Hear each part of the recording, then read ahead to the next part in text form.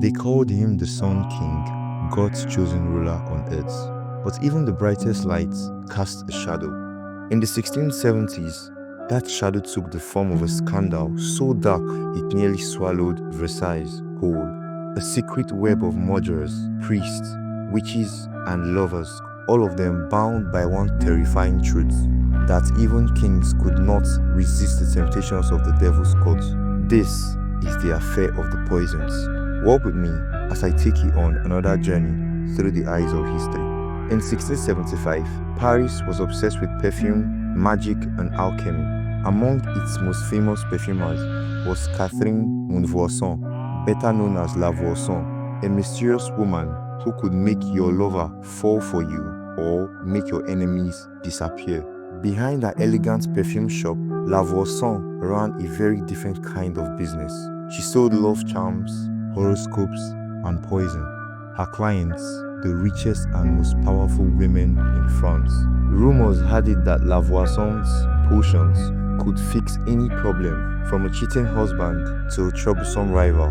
For the right price, she could even make someone vanish. At the center of the French court was King Louis XIV. He ruled absolutely, but he was not without weakness.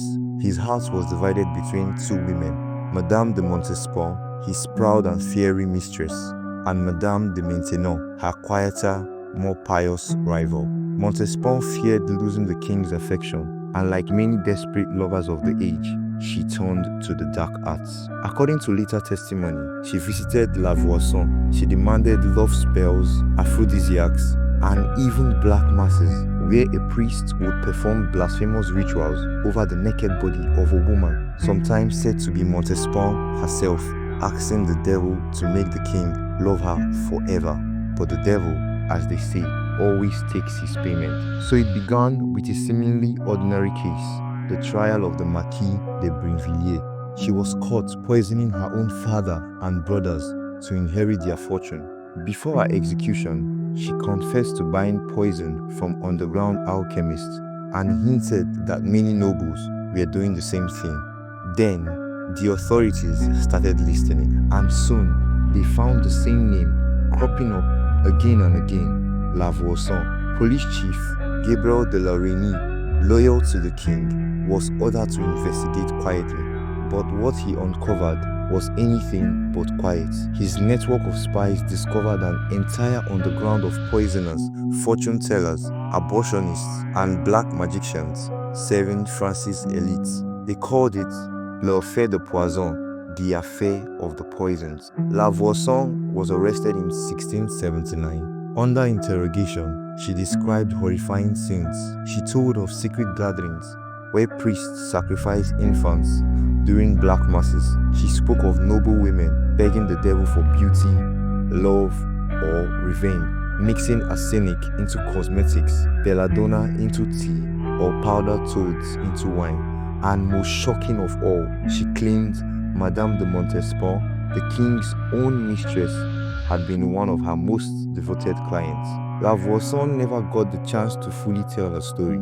She was burned alive in 1680, screaming that she could bring down half the courts. The king ordered her executed quickly, afraid her confession might name someone too powerful, someone like his mistress. Louis XIV panicked. If word spread that his beloved Versailles was crawling with poisoners and Satanists, it would destroy his image as God's chosen ruler. So he created a special secret tribunal, the Chamber Ardente, which was known as the Burning Court.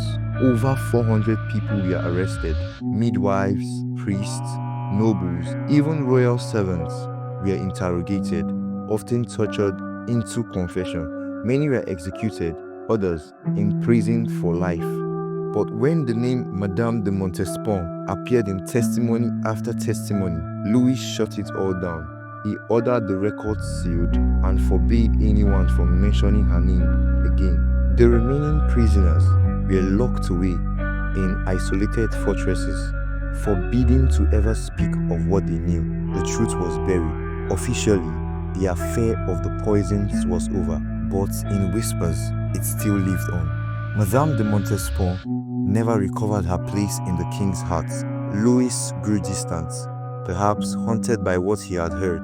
Eventually, he turned his devotion to religion and to a new, gentler woman, Madame de Maintenon. Larigny, the investigator, once said, "Never has there been such a mass of evil in one time and place.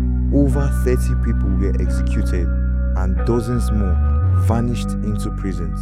But the real number of victims, those poisoned, cursed, or silenced, will never be known." The affair of the poisons exposed the rots beneath France's glittering surface, a court obsessed with power, beauty, and control, where even the king's mistress would kneel before the devil to keep her crown. And though Louis XIV tried to erase it from history, the whispers of the affair never truly died, because behind every golden marks of power, there's always a shadow. Thank you guys for watching. Do well to like, comment, subscribe, and walk with me again through the eyes of history.